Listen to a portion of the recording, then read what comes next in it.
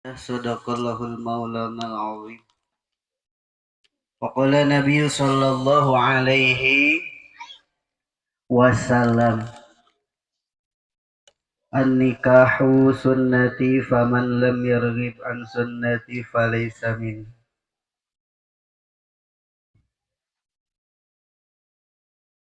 Langkung tipayun anu kupribados dipika hormat pangersa guru urang sadayana di congeang anu alhamdulillah parantos rawuh di patempatan oge nu dipika hormat para asatid wal asatidah oge pamarentahan anu hadir di ieu kesempatan Bapak RW, Bapak RT, oge anu dipika hormat sahibul hajat pangarsa Ibu Ustadzah Nia sakulawargi, kalih anu dipika hormat calon panganten anu insyaallah dina waktos dinten Senin baris di akadan, oge nu dipika hormat ibu-ibu, bapak-bapak, para pemuda-pemudi sadayana tiasa diwincik hiji-hiji insyaallah pengirangan hormat pribados. Mudah-mudahan kurang sadaya ku Allah taala dipaparinan kakiatan iman wal Islam, istiqomah dina ibadah kamantena kalayan orang sadayana Allah taala dipaparinan anu langkung-langkung tiasa ningkatkeun keimanan keislaman. Amin ya Allah ya rabbal. Para wargi hadirin sadaya, salaresna mah ieu pribados teh dipaksa gitu piwarang cumarios naik di panggung di payunan para wargi hadirin sadayana. Dumeh tadi sonten saur sahibul hajat teh wayahna saurna teh bilih pangarsa abi olah wengi ka dieuna di piwarang ngaganjal heula waktos namun da salaresna mah eta teh sumping pangarsa teh mung painten ieu mah sekedar pribados takdim oge takriman ka pangarsa guru urang sadayana anu nembe sumping panginten anjeunna nyuju istirahat heula. Mudah-mudahan urang doakeun ke urang sadaya pangarsa abi papa regi kulawargi sing paparinan kesehatan lahir batin oge dipawaskeun yuswana oge sagala rupi pamaksadana enggal ijabah dikabulkeun ku Allah Subhanahu wa taala. Amin ya robbal. Oge kulantaran sakitu panginten ya pribados insyaallah mung saukur ngaganjel waktos pangintennya ka pados pangarsa abi tiasa istirahat heula. Para ibu bapak hadirin sadayana, judul ngaos urang sadaya dina ieu wengi teh nyaeta nikah. Nikah. Ari nikah teh upami ku urang ditingali eta teh terdiri tina 3 huruf. Huruf naon wae kahiji huruf naon nun ya, nu kadua huruf kaf, katilu huruf ha. Nakaha naon atuh hartosna tina eta 3 huruf nikah teh tah urang hartosan kahiji huruf nun urang hartosan nun teh hartosna niat. Jadi nu pertama kedah aya dina calon panganten pameget jeung istri teh nyaeta naon teh niat. Niat naon urang bade nikah teh nyaeta kedah gaduh niat nu sae. Naon niat nu sae na niat seja ibadah ka Allah Subhanahu wa ta'ala. Sehingga lamun teh mah jalmi nikah karena niat ibadah ka Allah, maka insya Allah kunikahna teh janten ibadah.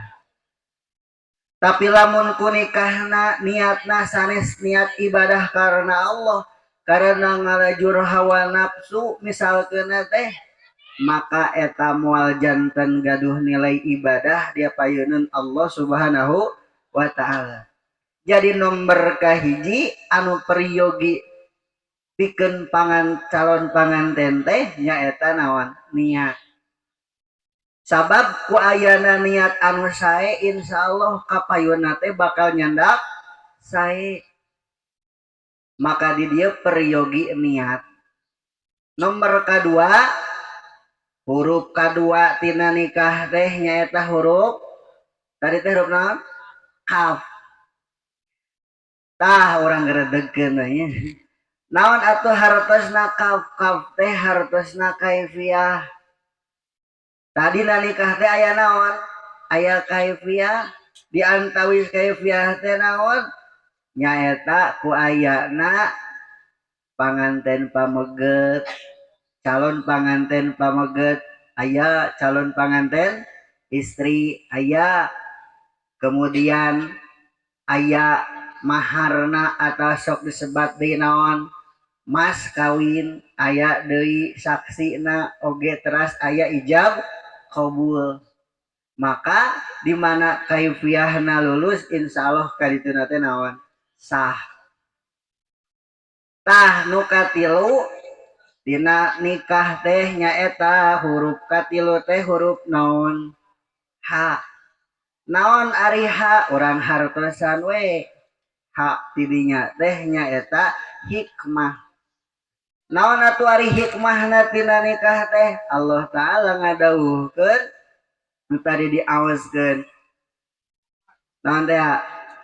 Litaskunu ilaiha wa ja'ala bainakum mawaddataw warahmah. Hikmah tina nikah teh kirang langkung tilu. Kahiji litaskunu ilaiha supaya urang sadaya janten tentrem. Sakinah teh naon Bu?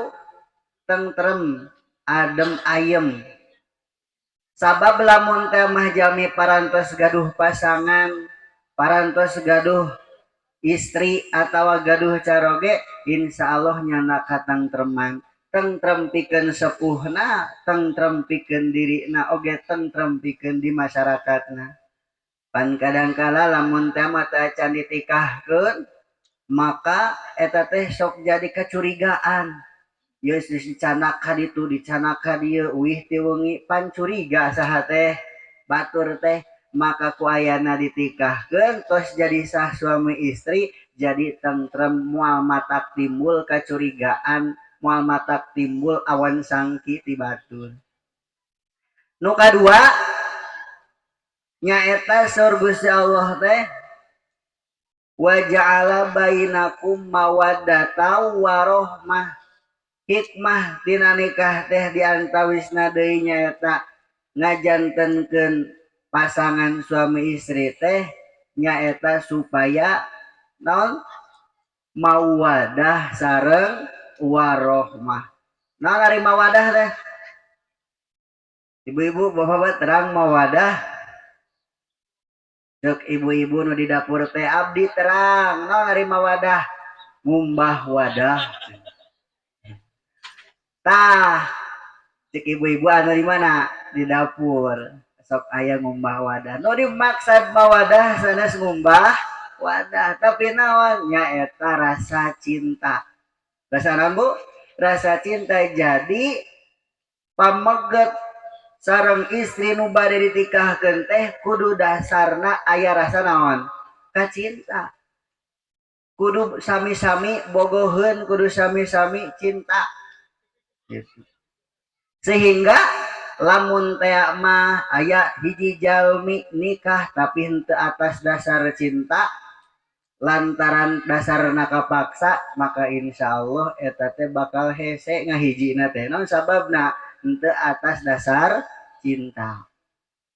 tak para warga hadirin sadaya mata saur Kangjeng Rasul pek nikah ku anjeun nikah eta calon anjeun atas dasar cinta kudu saling dipika cinta jadi lamun teh mah tos aya pasangan ya caroge calon suamina aya calon istrina aya duana tos bogoheun kemudian pihak dua keluarga na parantos setujuin nah kemudian parantos aya jang naona jang biaya na maka sok enggal tikahkeun sehingga cek pariposna ulah sok ngabotol limun hayang mah cicikeun wae tong sok loba ngalamun hayang mah kawinkeun tah kitu sa teh lamun teh mah geus aya naonna geus aya calonna geus aya modalna maka sok enggal tikahkeun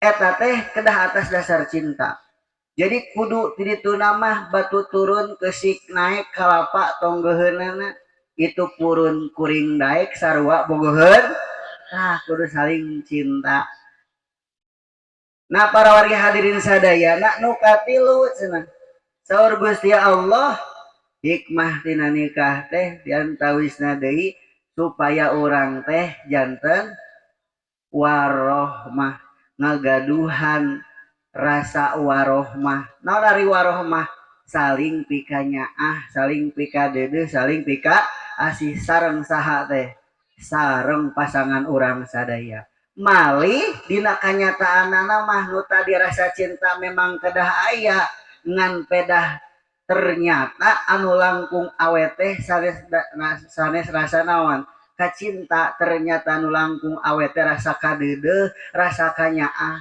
ibu masih keneh cinta teu kacaroge cinta keneh teu kacaroge ajeng jempe wae bapana ya bapak-bapak aya bapak-bapak aya bapak-bapak masih cinta keneh ka bojona cinta keneh alhamdulillah eta cinta teh para warga hadirin sadayana lamun teh mah dibanding-banding sareng kanyaah maka bakal awet keneh rasa kanyaah daripada rasa nawan kacinta da geuning ari entos turun bro turun beratur terus turun mesin 5 mah ya geus hartosna gaduh putra 5 genep gitu tah geus seueur anu kurangna itu rarai terus makin aya anu keriput-keriputan gitu.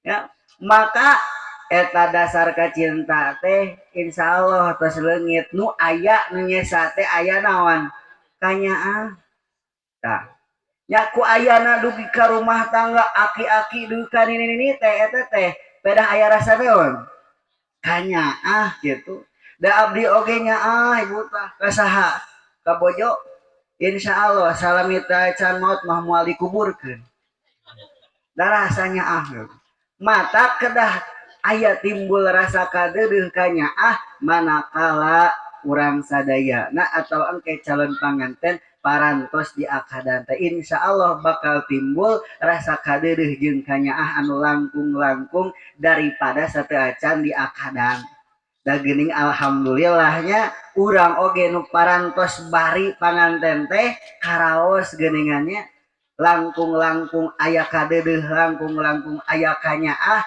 pikeun caroge urang atawa pikeun istri urang manakala urang parantos rumah tanggi tos lami teh alhamdulillah alhamdulillah tai wargi hadirin sadayana dina rumah tanggi teh sok aya istilah salaki sareng pamajikan sakedikeun ngulah ieu mah tah naon atuh ari namina pamajikan teh maka saur bahasa Sunda mah eta pamajikan teh singkatan maksudna singkatan tina naon hiji pak singkatan teh nyaeta paraban jadi tah gaduh istri teh gaduh pamajikan teh wajib diparaban ku saha ku caroge na kitu ge lamun beukieun ban kira-kira ibu beukieun teu kana ban hoream cel diparaban mah da kuring mah tara ngadahar ban nah itu hartos nama kedah ditafak tapakahan tah gitu. Tapakahan kudu naon? Tapakahan ta eta istri teh kudu jadi carogena tuangan anu halal kuleueun anu halal. Non sababna? Sabab lamun teh mah gaduh istri ditapakahan ku hasil napakah anu haram, ladang nipu, ladang ngabohong, ladang korupsi misalkan, maka bakal jadi daging darah anu haram anu akhirna ngalahirkeun anak anu naon anu hese diurus ibu anak anu haram pan ladang nikah tuh gaduh anak halal ngan pedah lamun teh masih caroge nangan apakahan tina ladang hasil haram maka anak nate biasa nate sok hese diurus nate itu dan sabab diparaban ku bapakna tina hasil anu haram mata tak ieu kedah dijaga tah sebagai suami lamun teh mah bare masih nafkah ka istri teh kedah murni anu naon anu halal hiji tanaon teh singkatan pamajikan teh nomor kahiji paraba dan hartosna eta istri wajib ditapakahan kudu janten carogena atau kumaha lamun teh mah ditapakahan kudu janten carogena maka dosa saha teh carogena bujeng-bujeng kanu janten istrina tah urang we bapak-bapak biasana masuk resep ngukut naon ngukut manuk sok aya nu ngukut manuk di dieu ayahnya ke rumah gas ayah gaduh manuk ger ngukut deui da bakat ku resep ibu teh da ibu-ibu ge resep kana manuk teh nya buktina we sok diusapan eta lamun teh mau urang ngukut manuk atawa ngukut domba ngukut hayam ngukut naon we sasatoan kulantaran eta sasatoan dikukut maka wajib dikumaha tah eta lamun beukieu bang wajib diparaba wajib dianteran wayahna kudu nganteran tah ka kandangna teh wayahna lamun teh mah anu ngukut kana domba ngarit pan kitu panas-panas oge wayahna ngarit hujan-hujan oge wayahna ngarit tebih-tebih oge wayahna kagirang naon ngarit melaan naon melaan nganapakahan ka saha ka domba dabongan saha ngingu naon ngingu domba tah komo deui kanu janten istri tah wajib ditapakahan dosa lamun teh mah henteu tapakahan ta istri lahir sareng batin. Nu kadua tah singkatan tina pamajikan teh nyaeta huruf ma naon hartosna ma teh nyaeta makean jadi anu janten caroke wajib makean kanu janten istrina makean teh naon masihan anggoan sok anggo pasihan anggoan eta istri ku anggoan anu sae anggoan anu sae teh nu kumaha anu suci nu bersih anu nutup kana orat kade bahasa nutup orat sanes mungkus orat naon kitu bentena antara mungkus sarang nutup ai nutup mah sadaya katutup teu katingali ari mungkus mah kawas leupet dibungkus osok aya katingalinya naon teh merecet bujurna merecet katingali ya kaluhurna sami merecet katingali tah eta mah namina mungkus matak geringanan kana leupet atawa kana naon bahan leupet teh uras bahasana teh mungkus sanes naon nutupan tapi kan orat mah bahasana sanes nutupan orat tapi sanes naon mungkus orat tapi kedah nutupan orat atuh kumaha lamun teh macaroge mang meserkeun anggoan kanggo istri nahek anggoana teh anu naon anu alit kene sehingga merecet gitu maka pikeun caroge anu masihan anggoan kanu istri nahek henteu nutupan kana oratna eta teh janten dosa kanu janten carogena malih sanes carogena hungkul nu dosa teh batur nu ningali jadi dosa dirina anu nganggo jadi dosa oge seueur mata kulantaran kitu pikeun caroge wajib maparinan anggoan kanu janten istrina tina anggoan anu bersih anu suci bari nutupan kana ora kartos nomor sabaraha katilu hiji pak dua mak katilu naon kan ngerikan kan teh hartosna kandanganeun kada bu kandanganeun naon maksudna kandanganeun teh nyaeta di mana urang ya parantos ngagaduhan istri mun teh macaroge geus ngagaduhan istri tos sah janten suami istri maka wajib caroge teh maparinan kandang atawa ngabangunkeun bumi pikeun anu janten istrina kumaha lamun teh mata can gaduh nyawayahna meureun nyicil gitu kumaha lamun teh can gaduh taneuhna teh can gaduh jang ngabangunna teh can gaduh ah wayahna we ngontrak ngontrak di mana ngontrak di imah mitoha wayahna tah maka kulantaran kitu pikeun anu janten caroge kedah atos-atos urang berusaha sangkan urang teh tiasa maparinan bumi atawa ngimahan kanu janten bojona kanu janten istri